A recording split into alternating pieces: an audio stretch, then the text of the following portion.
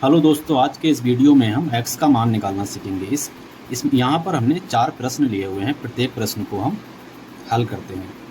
x plus 10 बराबर 8 है, तो इसको x का मान निकालने के लिए हमें x को अलग करना होगा। x को अलग करने के लिए हम क्या करेंगे कि x के साथ में जो भी अंक दिया हुआ है, ये 10 दिया हुआ है, इसको हम दूसरी तरफ भेज देंगे। लेकिन यहाँ पर एक रूल याद रखने वाला है, जब भी हम किसी संख्या को बराबर के उस पार भेजते हैं तो उसका चिन्ह बदल जाता है। जैसे यहाँ पर प्लस है तो ये कितना हो जाएगा, माइनस। यहाँ पर चिन्ह बदल जाएगा, माइनस हो जाएगा। तो x बराबर कितना आएगा, 8 माइनस 10 बराबर माइनस का 2। तो ये x का मान हमारा -2 आएगा। सबसे पहले हमने क्या किया, x को अलग कर लिया। उसके बाद अगर कोई अंक है x के साथ, उसको दूसरी तरफ भेजना है तो उसको हमने उसका चिन्ह बदल दिया। अब दूसरा प्रश्न देखते हैं।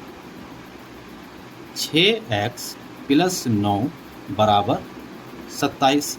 अब यहाँ पर हम x को अलग करेंगे तो पहले जो प्लस में 9 है उसको दूसरी तरफ भेजेंगे, लेकिन जब 9 प्लस का है दूसरी तरफ जाएगा तो कैसे हो जाएगा, माइनस का हो जाएगा। इस रूल को हमेशा याद रखना है, जब भी हम किसी संख्या को बराबर के दूसरी तरफ भेजते हैं तो उसका चिन्ह बदल जाता है।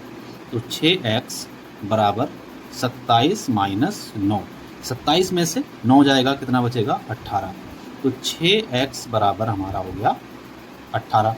लेकिन बच्चों अभी भी हमें x हमारा अलग नहीं हुआ है, तो x को अलग करने के लिए हम क्या करेंगे, 6 जो गुणा में है वो कहाँ चला जाएगा, भाग में चला जाएगा, किसके नीचे, 18 के नीचे। तो x बराबर 18/6 और 6 से काटेंगे तो आंसर आएगा 3। x बराबर 3। यहाँ पर एक नियम होता है, अगर कोई संख्या गुणा में है और उसको हमें दूसरी तरफ भेजना है, बराबर के दूसरी तरफ भेजना है, तो वो भाग में चली जाती है। जैसे 6 यहाँ गुणा में था और हमने इसको दूसरी तरफ भेजा है तो ये भाग में चला गया। ठीक है, अब अगला प्रश्न देखते हैं।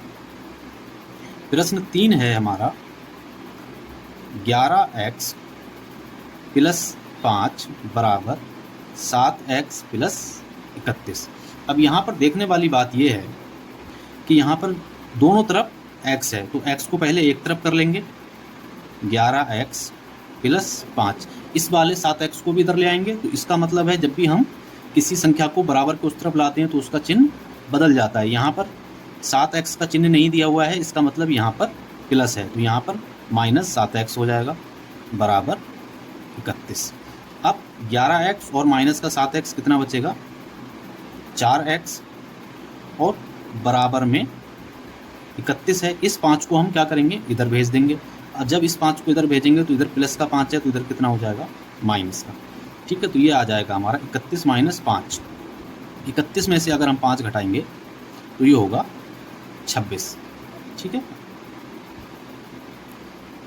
अब ये 4x बराबर 26 हो गया। तो x बराबर क्या होगा, अभी हमने बताया था, जब भी गुणा में कोई अंक होता है और उसको दूसरी तरफ भेजते हैं तो वो भाग में चला जाता है। तो ये हो गया 26/4।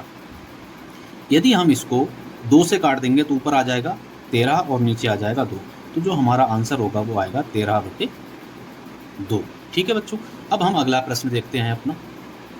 हमारा अगला प्रश्न है x/3। ये प्रश्न नंबर 4 है। x/3 प्लस x/5 बराबर 7/9। अब इसको सबसे पहले हम क्या करेंगे, एलसीएम लेके इसको भिन्न को हल करेंगे। 5 और 3 का एलसीएम लेंगे तो कितना आएगा, 15। और 3 का पहाड़ा 5 तक पढ़ेंगे तो 3 पंजे 15 और 5 की x की गुणा करके लिख देंगे।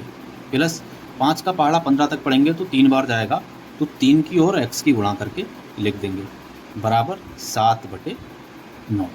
ठीक है, ऊपर हो जाएगा हमारा 5x और 3x। कितना हो गया, 5 3 8x हो गया, बटे में है हमारा 15। ठीक है, इधर क्या है, 7/9। अब हमने क्या कहा है कि x को हमें अलग करना है क्योंकि x का मान निकालना है। उसके लिए हम क्या करेंगे, तिरछी गुणा कर देंगे।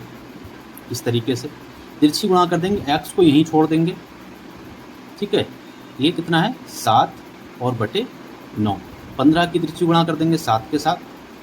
ठीक है, और 8 की तिरछी गुणा कर देंगे 9 के साथ। अब देखते हैं, यहाँ 3 से कट जाएगा, 3 पंजे 15 3 तियाँ 9, तो 7 पंजे 35 और ये कितना हो गया 8 तियाँ 24, तो 35/24 हमारा आंसर